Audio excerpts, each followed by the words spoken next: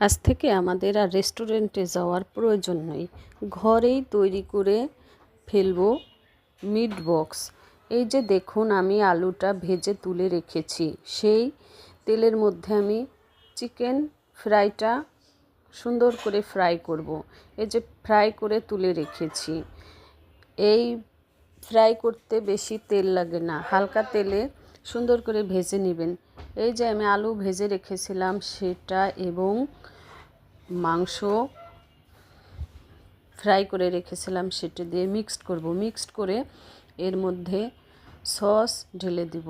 সসের পরে আমি মেয়োনিজ দিব, মেয়োনিজের পরে চিলি সস দিব। চিলি সস দিয়ে সুন্দর করে মাখিয়ে পরিবেশন করব মিট বক্স। আপনারা এভাবে বাড়িতে বানিয়ে খেয়ে জানাবেন কেমন হয়েছে। আর আমার চ্যানেলটি প্লিজ সাবস্ক্রাইব করতে ভুলবেন না।